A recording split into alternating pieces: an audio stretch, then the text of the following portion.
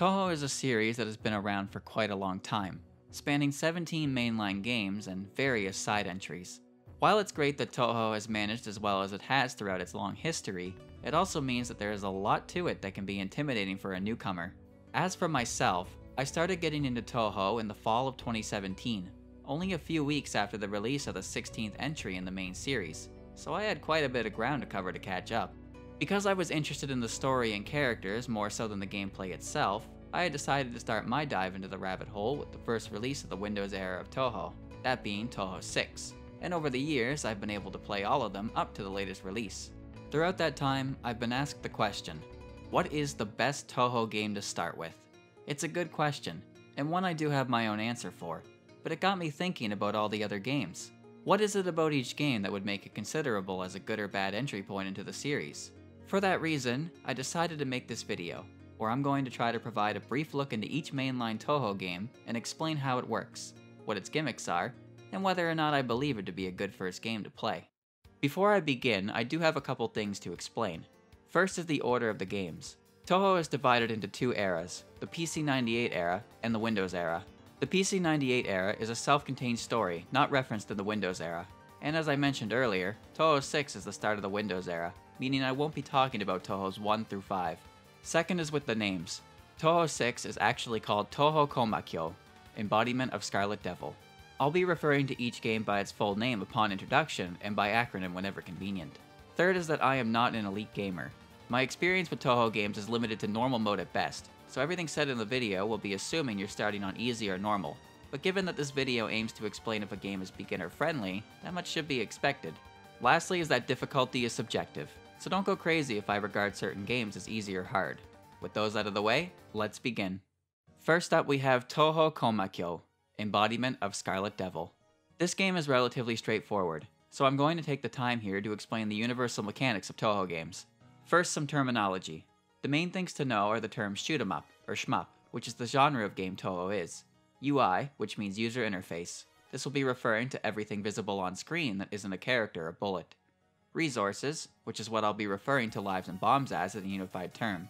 And spell card, which is essentially just a boss's special attacks. These are indicated by cut-ins and have names. Touhou has a number of playable characters and shot types, but I won't be going into detail on those unless they're important to the game's gimmick. So instead, here's a rough idea of the two characters who appear in every game. Reimu is a balanced choice, decent speed and range with homing shots as a specialty. In later games, she also gains a smaller hitbox as another advantage. Marissa is an aggressive choice. She has high speed and damage output, but lacks attack range. Now to explain the UI. There's quite a bit here, and everything mentioned is important to resources at least once, so it's all worth knowing. First, the right side of the screen. Going from the top, you have your score. Pretty self-explanatory, I think. Next is lives. Each game has its own way of getting more, but I'll explain that per game. The only thing to note here is that 0 also counts as a life. Below that is bombs. There's quite a variety in their power, invincibility time, and area of effect, but for the most part, they're a way to clear the screen of bullets and do damage to whatever else is on screen in the process. There is a special technique you can pull off with bombs, known as death bombing, in which you press the bomb button within a tenth of a second of getting hit to avoid the death and use your bomb. Each character starts with a minimum amount, and depending on the game, will reset your count to that minimum even if you got shot down with more bombs. So don't be afraid to use them if you need them, especially if you're new to the game. Next is power. This determines the strength of your shot. You fill it up by collecting P items that drop from enemies. Now to explain graze. Graze is when your hitbox comes close to a bullet, but doesn't actually hit you. It's used almost exclusively for score, but it makes you feel pretty good when the number displayed is high. Finally, there's point item. This displays how many point items, the little blue squares enemies drop, you've collected. The UI will change from time to time, and I'll be covering what gets added, what gets removed, and what aspects are of most importance for resources. To get to the gameplay screen, well, there's actually a few things missing in EoSD that are present in every other game. In fact, this lack of assets is in itself a criticism. But I'm jumping the gun. For now, let me get into EoSD and talk more about the UI later. Embodiment of Scarlet Devil is a very traditional type of shmup. Resources are obtained at various designated points throughout the game, and additional lives are earned through score. Obtaining max power will act as a screen clear, and allow you to use the point of collection line. This invisible line is about a fourth or fifth of the way down the screen. Its exact location is actually character dependent, and going across it will magnet all items on screen to you. The game gives you 3 continues that will immediately restart you where you used it. EoSD also allows you to change your starting lives and bombs in the menu. There's really no gimmicks in this one, but as I already mentioned, EoSD is lacking a bit elsewhere. The gameplay screen is missing some rather important features, the biggest being your own character's hitbox. I didn't mention it earlier, but there's a type of movement you can perform in-game known as focus mode, where your character will slow down and condense their shot more towards their center. You can see your character's hitbox while doing this, but not in EoSD. It is worth mentioning that there is a patch to apply this at least, but there's more. Bosses have health bars at the top of the screen, and as their HP decreases, they start using their spell cards, but there's no visual indicator on when this will happen. Alongside that, bosses tend to move around while attacking, but there's no good way to know where they are without looking up at them, and that is hard to do when you're so focused on just trying not to get hit. The game is regarded as being fast-paced, which mainly means the speed and randomness of patterns is high, so it can be quite a test of reflex and awareness, and those aren't exactly things a newcomer to shmups would have. There's also an invisible rank system that dictates how difficult the game is while you play it. I won't get into detail on it, but the general idea is the longer you go without getting hit, the harder the game gets, at least until you do get hit. To top it off, you cannot finish the game if you choose easy mode. Most of the games I'll be covering have 6 stages in a playthrough. EoSD Easy Mode doesn't let you go to stage 6. The game does have a practice mode, where you can practice individual stages. Sounds great, but there's a catch. In order to practice a stage, you have to have beaten said stage with the character you want to use. Now to be fair, you are allowed to clear it while using continues, but at the same time, why in the world would you make the requirement to practice a stage, beating the stage? Well, whatever. Moving on. Something worth noting here is that if you can finish a playthrough without using a continue on normal or higher, you can play what's known as the extra stage. These stages are difficult and feature a boss with many different types of attack patterns. You can't choose your starting resources and have no continues, but some of them do start you with full power. Some games will unlock this stage through easy mode, but I don't think the contents of these stages matter at all for choosing a game to start with, so I won't be focusing on them very much, or not at all. Overall, Embodiment of Scarlet Devil has a lot of aspects to it that are simple to understand from the get-go, but it's really held back by its trial-by-fire gameplay and unfriendly gameplay UI. The only reason I would recommend this game as a first is if you're set on going through the series in chronological order. Otherwise, this is not a great starting point for playing Touhou games. The next game is Touhou Yoyomu, Perfect Cherry Blossom. Before I even get into the game, there's some changes to the menu. PCB still allows you to change your starting lives, but bombs are now set based on the character you choose. Also here is slow mode. It will slow the game down if too many bullets are on screen.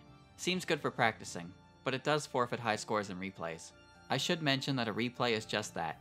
You can save a replay of your playthrough, as long as you don't use a continue. There's also this really strange option, called shot slow. Turning this on will make it so whenever you're shooting, you're forced into focus movement. I really have no idea how this can be used practically, but I guess I'm not alone on that, as this option is only available in 2 games. Okay, now the game itself. Your sidebar is unchanged from the previous game, but the point tab has a new purpose. Extra lives are now earned by hitting a total amount of point items throughout the game.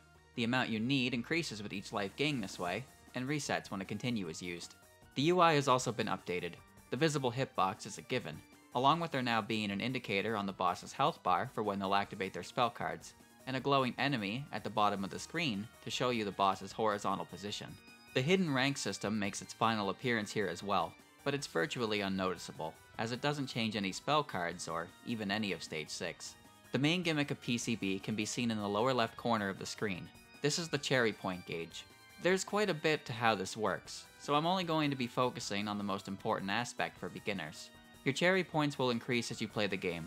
The important value here is the pink number in front of the plus sign. When this number hits 50,000, it will activate the supernatural border. This border lasts for about 9 seconds. The visual indication of the time limit is the large circle around you will shrink, and will magnet items on screen to your position. This is great, as the point of collection line can be intimidating to run up to when you're new. A supernatural border will also block a single shot and clear the screen, but you can manually release it in the same way that you'd use a bomb to clear without needing to get hit. However, doing this against a spell card will forfeit the bonus. That's actually another important aspect of Touhou that I have yet to mention. When bosses attack with their spell cards, the name of the attack will appear on screen. You can see under the name of the spell card 2 words, bonus and history. The bonus decreases the longer the spell card takes, and the history is how many times you've done that specific attack, the left value being the amount of times cleared, and the right being the amount of attempts made. Beating a spell card without getting hit or using a bomb is known as a capture, and doing so gets you a capture bonus and a tally towards your clear history. This is mostly for score, which is important sometimes, but I'm bringing it up here because it serves a purpose in this game. Like all other Touhou games, there is an extra stage available, but if you beat that and have captured 60 different spell cards, you can play the Phantasm stage. The Phantasm stage is a harder version of the extra stage, but I'm not going to get into this one. I just thought it was worth sharing, as it's the only Phantasm stage in the entire series. Overall, Perfect Cherry Blossom doesn't have a lot of aspects to it that I would consider bad. The UI makes sense and has everything it needs. The method of obtaining lives is straightforward and obvious. Supernatural Border is a fantastic mechanic that is incredibly user-friendly, and the overall pace of the game is easier to get comfortable with, especially with slow mode available. It can still be frustrating at times, but that's just how these games work. So with that in mind, this is, in my opinion, the best Touhou game to start with. Next up is Touhou Eiyasho, Imperishable Night. There is a lot of content in this game, so buckle up. The options are the same as the previous game, only you can start with more lives. Ian also brings stage practice back, and includes a new practice mode, but I'll get into that later. The way characters work in this game is unique, having 4 different teams of 2. One character will be playing unfocused, and the other will be available through using focus. This makes some pairs very different depending on what mode you're in, as opposed to the usual slowdown and condensed shooting that focus mode provides. This is also important to this game's gimmick. Certain enemies and bosses will attack with familiars, basically floating white orbs. These orbs can only be hit by an unfocused character, and they pose no threat if you are in focus. These enemies have collision, and you can take a hit from them running into you, the exception being Reimu. She's immune to it. This is also important to the gimmick. In the bottom left corner of the screen, you have what is called the yokai gauge. To simplify how this works, playing while in focus will slide the bar to the right, represented by a positive number, and playing unfocused will slide it to the left, represented by a negative number. This is also important to the gimmick, but I'll explain that in a bit. Now for the gameplay. The UI is mostly the same as PCB, with the method of obtaining extra lives being unchanged. This new addition is the gimmick that is related to the yokai gauge, the time feature. When you start the game, you'll notice it will tell you that it's 11 PM. By completing a stage, the timer will increase by an hour. However, if you hit the required time, it will only advance by 30 minutes. Time is obtained by collecting time orbs. To simplify how to do this, hitting enemies while unfocused while the bar is far left, and shooting down or grazing while in focus while the bar is far right. I should note that you don't have to be in focus for any of this, but there's a good chance you will be for most of the situations where you can collect time orbs. Something else as well is that capturing spell cards gets you a lot of time orbs, and that the grazing increase only applies to boss fights. There is a lot more to this system that I am leaving out, and for the most part, it's all for score.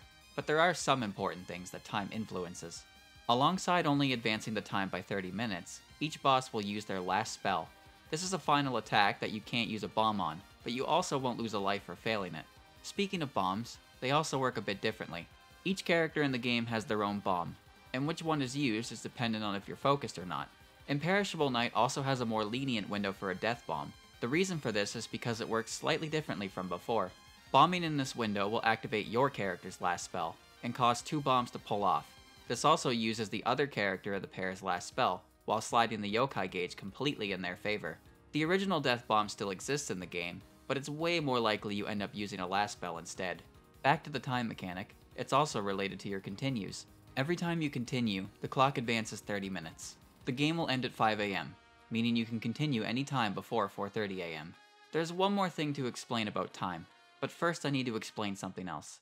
As I mentioned, most of the games I'll be talking about go to stage 6, but Imperishable Night is a little special. Beating the game once, regardless of continues, will unlock an alternate stage 6. This is known as Final B, the previous one being called Final A. Final B can only be accessed by having cleared Final A, and not having used a continue up to stage 6. You're also not allowed to use a continue in the stage itself, so no pressure or anything. Depending on what time it is in game at the end of the boss fight, you get to do up to 5 last spells. Failing one will advance the timer, and the bonus fight will end as soon as the time hits 5 AM. That was a lot to go through, but we aren't done yet. By completing both Final A and Final B with every pair, you unlock the ability to play as any of the 8 characters alone. By completing only Final A, you unlock Spell Practice. This mode lets you practice any spell card in the game as long as you've seen it, and applies the same restrictions as the last spells. those being no bombs and 1 life. Alongside all the spell cards in the game, there are some very challenging ones locked behind certain requirements. These are known as last words. Every character that appears in the game has one. Both boss and player apply. Last words aren't something you'll likely be able to handle, let alone unlock. But similar to the Phantasm stage in PCB, these special spell cards are exclusive to this game, so I thought I should mention them. Spell practice is an amazing feature in itself, even without these added challenges. But for whatever reason, it isn't present in every game. I'm bringing this up now to say that there is what is known as the Universal Practice Patch that allows you to simulate spell practice in whatever game you want. A game having spell practice or not would be a large factor in calling it beginner friendly, so it's great that fans have created a way to enjoy the benefits of it in whatever game they choose. Overall, Imperishable Night is another fantastic entry into the series. It has an incredible amount of content in it that can keep you engaged for a long time. The amount of lives you can start with, and the way continues work here, will almost guarantee you the ability to finish the game. Pacing is similar to the previous entry, complete with the same slow mode options. Even with these things in play, there's still plenty of difficulty in the game for those who like the challenge. The only thing I can say as a negative is how confusing the time system and yokai gauge are. I left out a lot of information on how they work, and how to optimize them, but thankfully most of that isn't required to know to just pick up and try the game yourself, which you most definitely should, as I would recommend it just as highly as the game that came before it. Next up is Touhou Kaetsuka, Phantasmagoria of Flower View. I'm including this game as it is part of the mainline series, but the gameplay is more what you'd expect from a side game. Instead of going through 6 stages with bosses, you go through 9 stages that are only a one-on-one fight against an opponent. Here's how it works. Both players start with 10 HP. The amount of damage you take when getting hit is dependent on how much time has passed in the match. You will always stop at 1 HP, indicated by half an orb, and be given a warning that the next hit will be your last. Gameplay is fairly straightforward at least. You just shoot at things that show up on your screen to send them to your opponent. The bar at the bottom of the screen will fill up as you play, and holding the shoot button will let you charge to unleash it. This is your spell bar, and ranges between level 1 and level 4. You still have a bomb button, and it will use the highest level spell you can afford without needing to charge. Along with this, getting knocked to 1 HP will fill your spell bar to 4 instantly. I really don't have much to say about this one. It's not a bad game by any means, but it doesn't feel like a mainline entry. Overall, Phantasmagoria of Flower View is a fine game with some neat features, one of those even being multiplayer, but it's quite the outlier in the main series with its gameplay. I do think it's worth trying out eventually, but as far as a starting game goes, the difference in gameplay makes me believe it would just be a confusing introduction to the series, so I can't recommend it. Next up is Touhou Fujinroku, Mountain of Faith.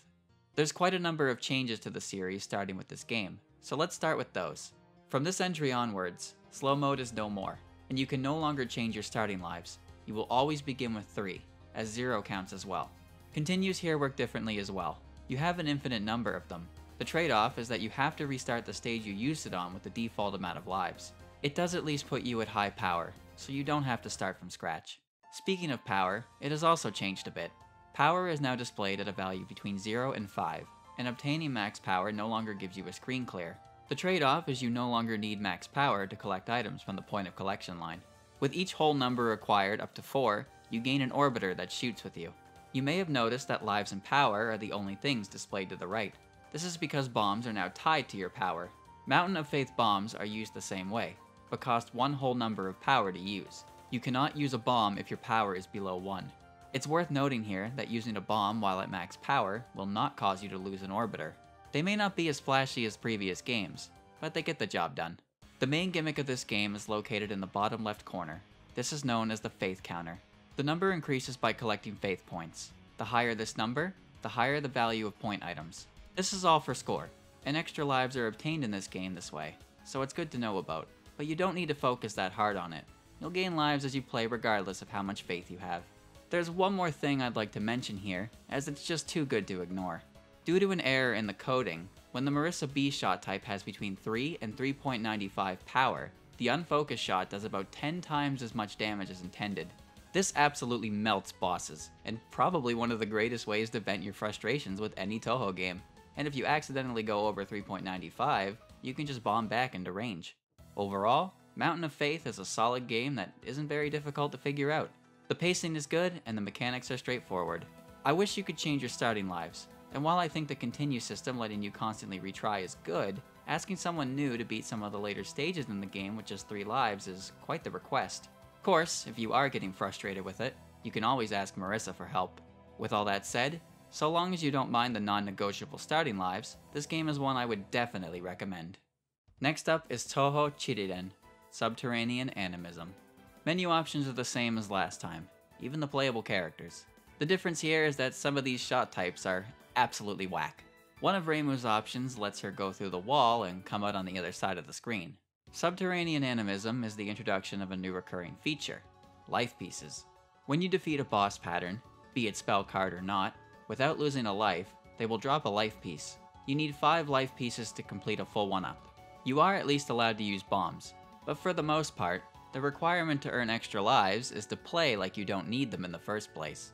The UI will keep track of how many life pieces you have at a time, and the graze counter has been added back, with your power now maxing out at 4, unless you're using a specific Marissa shot type.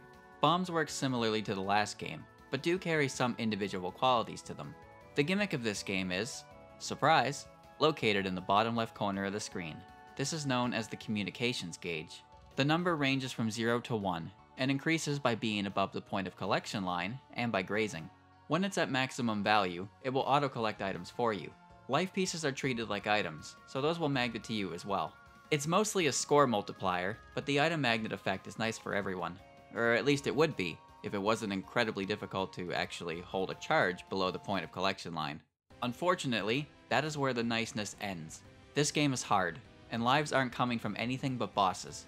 Yes, you can bomb, but what happens when you use too many, and then you have to take out a whole health bar on less than 1 power? Continues do work the same as the last game, but now it's even more difficult to get through stages starting with only 3 lives. I don't think the life piece system is bad, but I do think that a requirement of 5 is a bit much.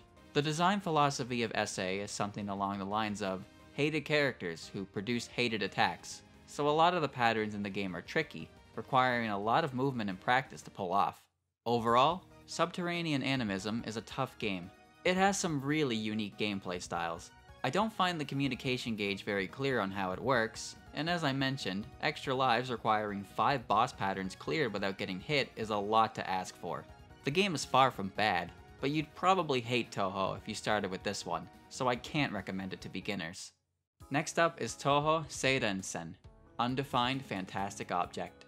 Menu options are unchanged, and continues work the same, so let's get right into the game. You now only require 4 life pieces to get an extra life, with bombs returning to the flashy style they had before, as well as becoming their own resource again. The notable changes to bombs is that the number you have will only reset to the starting amount if you get hit with less than said starting amount, meaning you can stockpile without worry of losing them.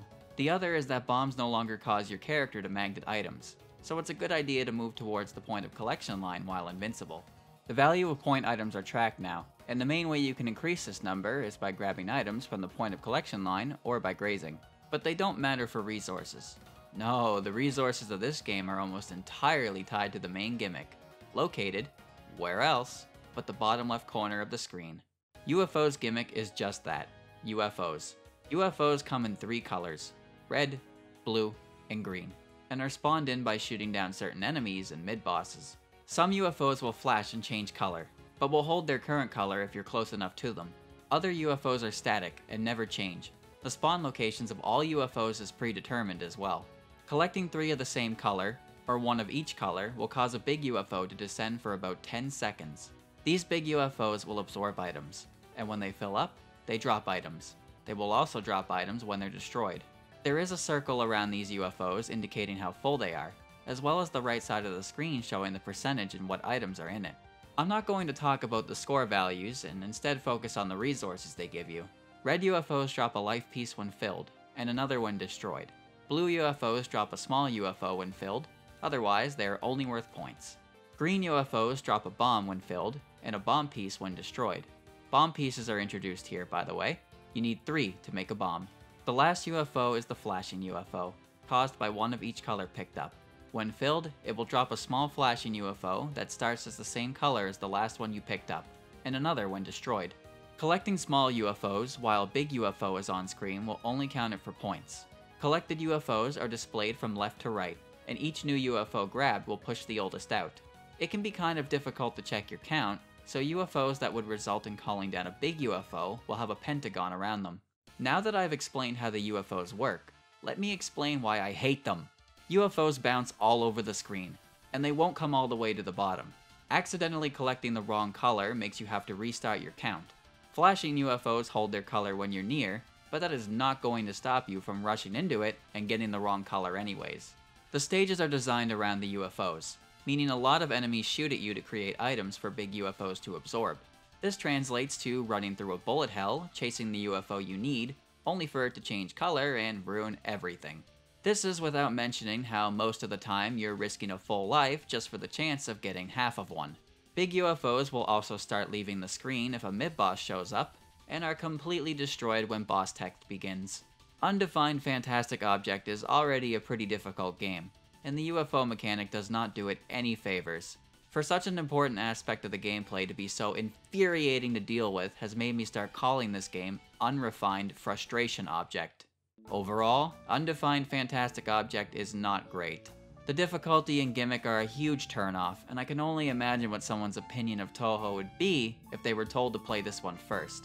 If you like UFO, that's great, more power to you, but I'm sure you would at least agree with me when I say that it is a terrible starting point that you would not ever recommend. Next up is Touhou Shinreibyo, 10 Desires. This game changes the requirements for stage practice, making it so you only have to have seen the level to play it, instead of beating it, and marks the return of spell practice. This spell practice features special spell cards, known as overdrive spells. These are an underwhelming version of Imperishable Night's last words. There's also a new button used in this game, but I'll explain what it's for in a bit. Starting off, here's what's unchanged: the power, point value, and graze trackers. I should mention that this will remain the same from this point on. Here's something that's changed back. Continues now work like they did before. 3 retries that start you right where you use them. Now here's some visual changes. Lives are now represented by pink hearts, and bombs as green stars. The boss health bar is now a circle around the boss, with little blue markers along them indicating when a spell card will start. And the enemy tracker at the bottom of the screen has now been changed to a red splotch. The gimmick of this game is related to the on-screen collectibles. These are known as spirits. Spirits come in 4 colors: blue, gray, pink, and green. Pink spirits are life pieces, and green are for bombs. These spirits drop from predetermined enemies and after spell cards, with the exception of a boss's final spell card. 10 Desires requires 8 life pieces for an extra life, with the required amount increasing with each life obtained this way, and bombs will always require 8 pieces no matter what. Blue spirits will increase point items and transmeter by a bit, and gray spirits will increase transmeter by a lot. The transmeter is located, unexpectedly, in the bottom left corner of the screen. You start with 1 flame, and it will max out at 3. When it maxes, you can activate Trance Mode. This is done by the new button option I mentioned earlier. Trance Mode will last for 10 seconds. You will be invincible, and all spirits collected will have their value multiplied, meaning any resource piece you grab like this gives you 2 pieces instead of 1. Trance Mode will also activate automatically if you're hit, and its timer is dependent on how full your gauge is at the time. Once that timer counts down, you will then lose your life. You can also pull off a death bomb with Trance Mode by hitting the trance button right when you get hit. Just remember it has to be full to manually use. 10 Desires is an interesting game. It's considered to be one of, if not the easiest, entry in the series, at least in terms of the bullet patterns. Even with that being the case, the game absolutely starves you for resources. Assuming you didn't grab any life pieces while in trance mode, you'll have only obtained 1 extra life by the stage 3 boss. Speaking of trance mode, I don't understand why you can't manually activate it whenever you want, since it makes you burn it all upon getting hit anyways. The spirits don't act like traditional items. They won't fall, but do have a little suction to them, and the ones that explode from the bosses are random in their position, and running into the boss while trying to grab the stuff around them will cost you a life. It's not a bad game, there's just some design choices that make me scratch my head. Overall, 10 Desires is alright. I appreciate the patterns being easier to understand, but I'm not a fan of the resource chokehold. Trance mode is a neat mechanic that will always grant you a chance to fight back before going down, but the inability to use it for yourself without a full bar is just strange. It does have some of the best practice options in the game, so there's that, but with things like the universal practice patch existing, it loses that edge. I wouldn't say it's a bad game to start with, But there are better games for beginners that have more than just easy patterns as a factor, so I would only half recommend it. Next up is Touhou Kishinjo, Double Dealing Character. Menus are exactly the same right down to the practice options, minus the overdrive spell stuff. The UI is exactly the same too. The only thing is that you now only need 3 life pieces and 8 bomb pieces for a 1-up and bomb respectively. The game has an interesting gimmick. It's less a new feature and more of an expansion on an existing one. In order to obtain resource pieces, you need to get bonuses from the point of collection line. By grabbing a minimum of 20 items at a time this way, you'll be granted a bomb piece, with every 5th piece obtained this way becoming a life piece. Life pieces will also drop if you manage to collect a minimum of 60 items with this same method. Similar to Subterranean Animism, bosses will drop resource pieces for every pattern cleared, without losing a life, but now you aren't allowed to bomb either. These pieces work on the same cycle as the others, meaning if you collected 4 bomb pieces and clear a boss attack, they will drop a life piece. There isn't much else to say about this one. The mechanics make sense. The only thing I could argue here is figuring out how many items you need to acquire resources. Patterns are similar in difficulty to 10 Desires without the stranglehold on resources, and having the point of collection line being so important will require you to get comfortable with movement. The only negative I can think of is that it's so straightforward that it's easy to forget about when thinking about Touhou games. And that isn't really a negative, more so just a personal opinion. Overall, Double Dealing Character is a solid game. It's easy to understand, with a good difficulty level and a gimmick allowing beginners to get comfortable with an important aspect of all shmups in general.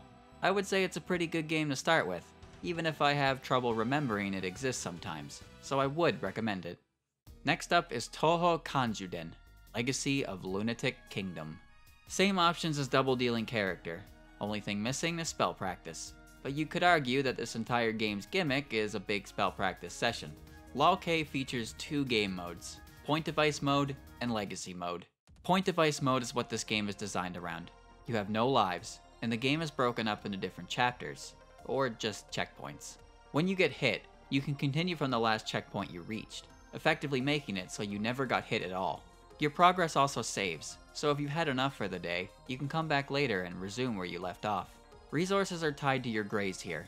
Each chapter sets you at 0, and if you graze enough bullets during said chapter, you'll be rewarded with a bomb piece. In Legacy Mode, these are replaced with life pieces. You need 3 life pieces and 5 bomb pieces for a life and bomb respectively. The way this works is tied to your graze count and rate of enemies defeated. To simplify this, a graze total of 200 and a shotdown rate of 100% will usually equate to a piece. The lower your shotdown rate, the higher your graze will need to be to compensate. One last thing to mention is that on-screen items will fall slower while you're grazing. While Legacy of Lunatic Kingdom is designed around Point Device Mode, you can still play it as a normal Touhou game through Legacy Mode. Legacy Mode is also the only option you can pick for the extra stage, and there you need 5 life pieces instead of 3. The only way to obtain extra bombs is through certain mid-bosses, and LOLK doesn't allow you to stockpile them anymore. You always reset to your starting amount. This also applies for the next game. This never really comes into play, as it's impossible for it to happen in Point Device Mode, and having higher than the default in Legacy Mode requires you to get through stages without getting hit or bombing. This game takes inspiration from the I Wanna Be the Guy series. Stages and bosses are hard, with patterns requiring a lot of very precise movement to get through. The difficulty of these patterns is justified by the ability to constantly retry them until you get it right, or bomb out of frustration. Thing is, none of this difficulty changes in Legacy Mode, so you're dealing with all of this with a limited life pool. Despite its difficulty, due to the way Point Device Mode works, beating the game will result in a no continues used clear. Normally, I'd say that while you would unlock the extra stage, it being locked into Legacy Mode makes it way too difficult to try. Fortunately, or unfortunately, there exists a patch to force the extra stage to run in Point Device. The only thing is that it only runs in Japanese, or at least I couldn't get it to work in English. So if you don't mind that, you have a way to get the full LOLK experience. Overall, Legacy of Lunatic Kingdom is a very difficult game. While its main gimmick does allow you to beat the game on a single continue, the amount of time you'll end up sinking into it could be better spent learning with an easier entry in the series. I personally don't mind the focus on the checkpoint system, but I don't like how inhospitable Legacy Mode tends to be because of it. If all you care about is the true clear, and spending hours suffering through the pixel-perfect micro-dodging RNG nonsense that is the Stage 6 boss sounds like fun, then by all means give it a go. but if you're not looking to go insane, I absolutely would not recommend this as a first game. Next up is Touhou Tenkusho, Hidden Star and 4 Seasons.